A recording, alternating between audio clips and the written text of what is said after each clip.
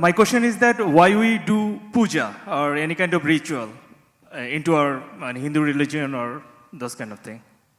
Why does somebody do puja? Yeah. Okay. Okay. Do you brush your teeth every day in the morning? No, I'm just asking. You do? Why? Okay. So you understand that. There are many people, for a long time in the history of humanity, they never brushed their teeth. Yes or no? In previous generations of people, by the time you're 40, 45, most people lost their teeth. And it was perfectly normal. You're 50 and you still have all your teeth was a big surprise. Yes, it was 2 generations ago. So today everybody has their teeth intact because everybody's taking care of those things. We are glad, because it's not only for their well-being, for our well-being also. Similarly, I don't know what kind of puja you're talking about. I am not the puja kind, so I wouldn't make a very sweeping comment on that. But generally, people evolved processes to fix themselves in so many different ways. For teeth, they had this, for their mind, they had one kind of thing, for their emotions, they had another kind of thing. Like this, they evolved processes. If for generations somebody is doing it, it must have worked to some extent at least. Is it absolutely working? Maybe not. But is it worked in some way? Yes. Just because you brush your teeth, does it mean to say you will never go to the dentist? You still go. So just because you do puja, does it mean to say you will never get a problem? You still get. But a lot of things managed by simple processes. Questioning it from outside, thinking this is ignorance, this is this, this is that, is not right, because like this, I'm not the puja kind, I can't defend that because I don't do it myself. I must admit now, in my entire life, never once in my life have I ever prayed. Never prayed. I never did that because such a need never arose within me that I need to pray for something. So I'm not the right person, but I have seen certain rituals which are powerful, which is making a huge difference for people. Oh, they should not be destroyed. They are very important because people brought much well-being within themselves, around themselves by doing certain things. Right now, when I sit here, you might have noticed that I'm doing a simple process with myself. Why is this? See, to do different types of activity in our lives, our energies need to be focused differently. Let's say, because you took the microphone, let's say you want to sing. You will see singers, good ones, I'm talking about those who have invested their life into music.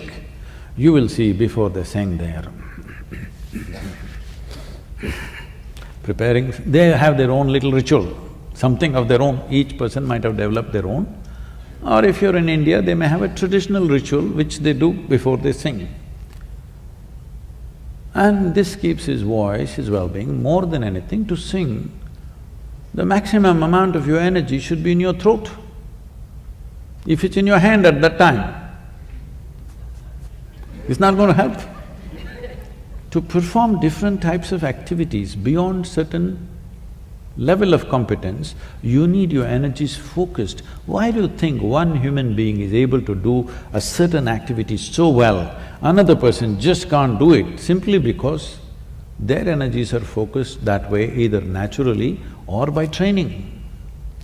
An athlete, before he runs, he's doing his own little ritual so that he doesn't get his cramps and this and that. That's his own ritual. If he doesn't do that ritual, can he not run? Maybe he will run. Maybe he will still run, but he knows to perform beyond a certain limit, certain amount of preparation definitely helps. So like this, people evolve different kinds of rituals.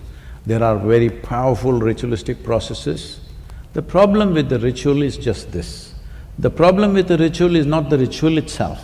The problem with the ritual is the integrity of the people who conduct these rituals. which is a serious issue. Because integrity is at a certain low in the world generally, rituals can become very problematic because they have a certain power about them. There are two ways to bring well-being. See, we are on the yogic path.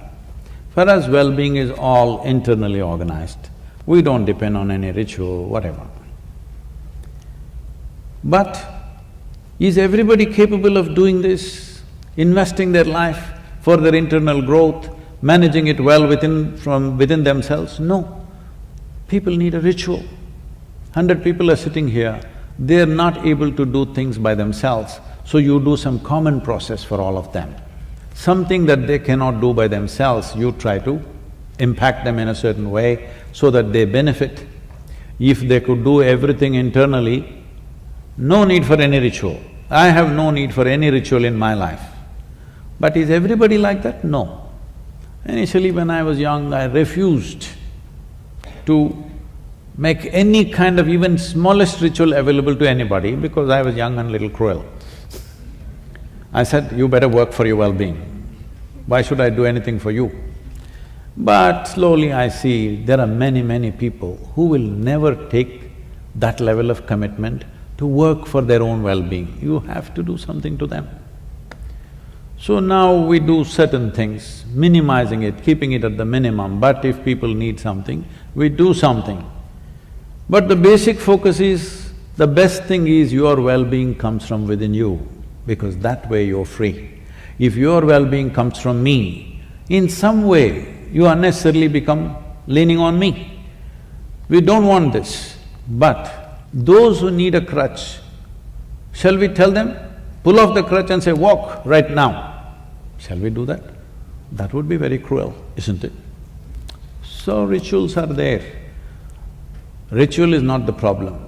The integrity of the people who conduct the ritual is a serious problem. That is what we need to attend to.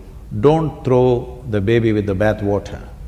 Bath water has become dirty, but the baby needs to be rescued.